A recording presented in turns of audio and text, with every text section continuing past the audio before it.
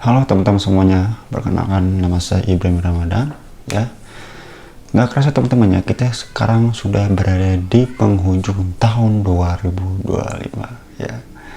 Pencapaian apa saja dan pengalaman apa saja yang mungkin teman-teman teronjang-anjing di tahun sekarang? Boleh silakan kalian diskusi di kolom komentar.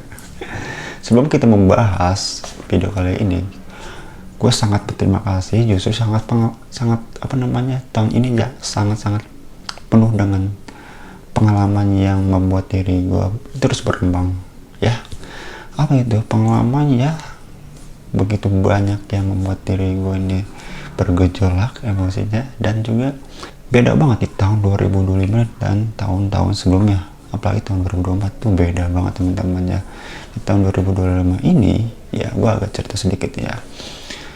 Gue mendapatkan sebuah pengalaman yang berharga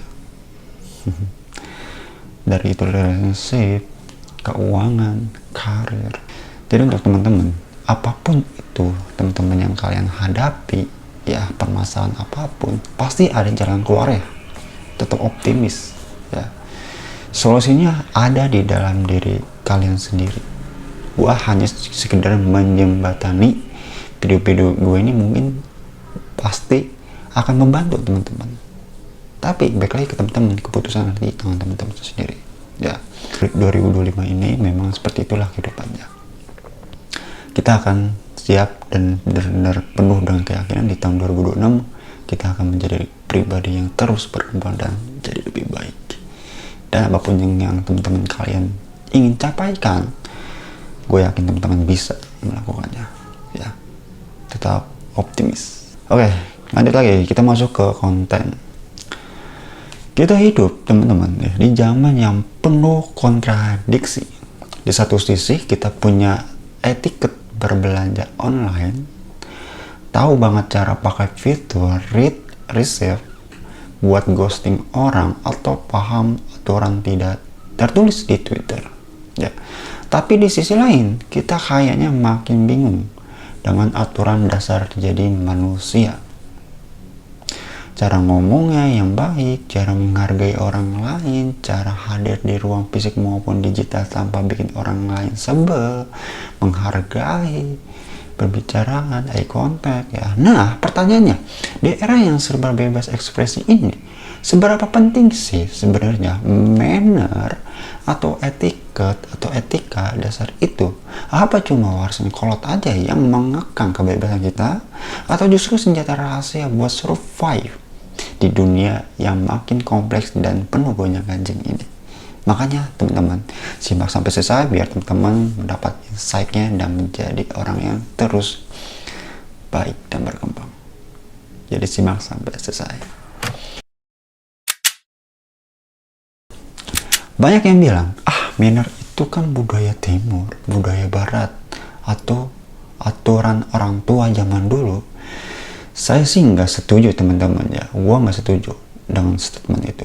Makanya mari kita lihat, manner bukan sebagai budaya aja, tapi sebagai logika sosial. Manner itu sederhananya adalah sebuah sistem operasi yang bikin interaksi antar manusia itu berjalan lancar, tanpa crash, dan bahkan nggak kaku ya. Tanpa manner kalian tuh kayak robot justru ya. Bayangin kita lagi naik motor nih di jalan ya, rambu lalu lintas dan marka jalan itu adalah sebuah manner di jalan raya. Tanpa itu ya chaos, tabrakan di mana-mana. Nah, kehidupan sosial pun kayak gitu teman-teman ya, persis kayak gitu ya. Terima kasih, maaf, permisi, itu ibarat lampu sen dan rem. Fungsinya buat apa? Kasih sinyal ke orang lain. Gua aware sama keberadaan lu, gua nggak mau nabrak hak lu, gua mau ambil jalur ini. Seperti itu teman-teman ya. Jadi penting lah. Jadi ketika kalau lu bilang terima kasih ke mas-mas ojol yang udah nganterin makanan tepat waktu, atau ketika lu memotong pembicaraan orang di meeting online tanpa bilang permisi atau maaf, saya potong dulu gitu, itu sama saja kayak nyetir tanpa lampu sen yang membahayakan orang lain, yang bikin orang kaget, bahkan kesal, dan bahkan yang pasti lu merusak trust. Dan di dunia yang dibangun dari koneksi ini dan kolaborasi, kehilangan trust itu. Dan itu mahal banget harganya teman-teman ya.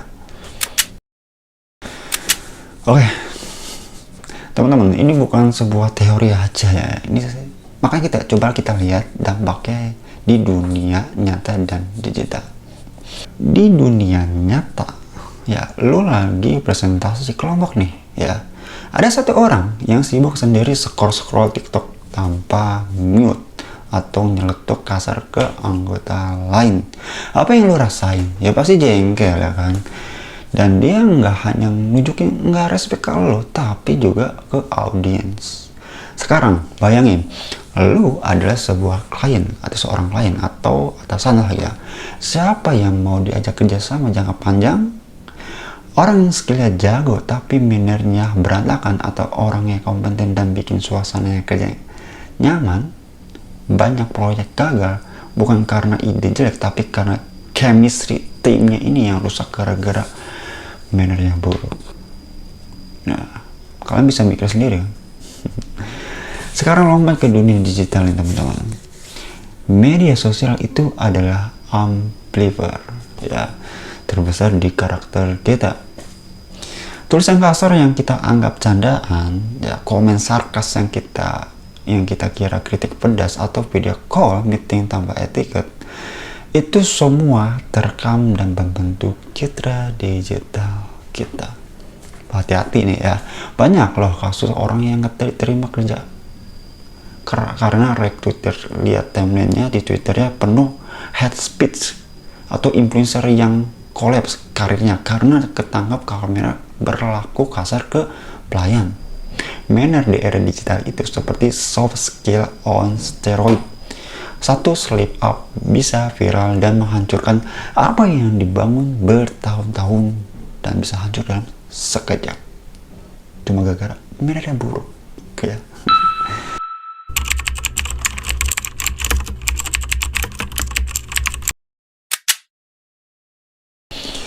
Oke teman-teman ya, kita sepakat ya, jadi manner ini penting ya. Terus manner kayak apa yang benar-benar game changer? Nggak perlu yang ribet, cukup yang basic tapi konsisten tuh. Manner lu lakukan konsisten, nggak perlu yang ribet-ribet. Jadi yang pertama nih ya, the power of listening. Dan ini basic banget teman-teman ya. Di zaman dimana semua orang mau didengar, coba jadi pendengar yang aktif. Nggak sambil scroll HP waktu lagi ngobrol. Angguk, lakukan eye contact atau kamera contact kalau online.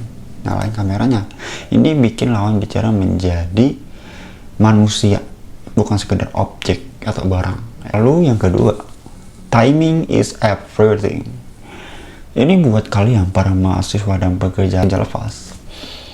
Ngechat atau nelpon di luar jam kerja atau waktu wajar, permisi dulu kayak gini, maaf ganggu, boleh minta waktunya sebentar gitu. Itu small gesture yang nunjukin lo menghargai waktu dan batasan orang lain gitu. Mudah banget kan. Lalu yang ketiga, respect the space. Baik fisik, jaga jarak antri maupun digital. Jangan spam tag orang, jangan kirim forward dan tanpa konteks ya. Sadari bahwa ruang orang lain baik fisik maupun di notifikasi HP-nya adalah wilayah pribadi. Jadi tolong hargai dan hormati ya. Dan itu simpel banget ya, tapi itu sangat krusial. Lalu ada yang keempat, accountability. Kalau salah bilang maaf dengan tulus. Kalau berterima kasih sebut namanya. Makasih ya bang, misalnya bang Budi, makasih ya bang Budi gitu.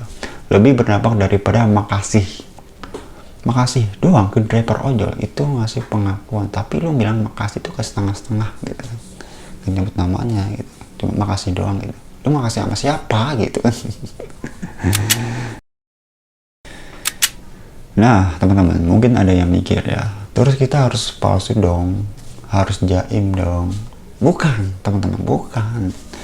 Manner yang sejati itu bukan topeng ya, justru dia adalah cerminan dari kesadaran bahwa kita nggak hidup sendirian teman-teman ya, bahwa setiap tindakan kita punya efek ke orang lain. Karena kita ini hidup makhluk sosial ya, Dan apapun itu perilaku kita, perkataan kita pasti ada efeknya ke orang lain. Ya teman-teman ya, jadi ini bukan soal jadi orang yang sok baik atau sok ramah, bukan ya, tapi soal jadi orang yang mindful, yang aware, yang sadar. Ketika kita punya kesadaran ini, maka manner bakal keluar secara natural, tanpa lu fake, tanpa lu pura-pura. Bukan sebagai beban aturan, tapi sebagai bentuk empati yang dalam diri lu, yang lu secara natural dipraktekkan gitu teman-teman. Emang tapi perlu dilatih sih ya, karena kalau nggak dilatih tuh ya, ditunda-tunda ya nggak bakal jalan gitu, nggak bakal konsisten. Jadi seberapa pentingnya kah manner atau etika? Sangat penting dan sangat krusial, walaupun sepele ya. Dia adalah social currency, di mana dunia yang bisnis ini dia yang membedakan kita sekedar punya skill dengan punya koneksi yang dalam dan sustainable. Tanpa etika dan manner, percuma lu punya skill ya. benar karena ini the power, menyangkut ada the power of koneksi atau the power of orang dalam. Teman-teman, manner adalah cara kita bilang, aku nggak cuma peduli sama tujuanku, tapi juga sama perasaanmu gitu ya. Ini statement yang sangat sederhana tapi sangat krusial ya.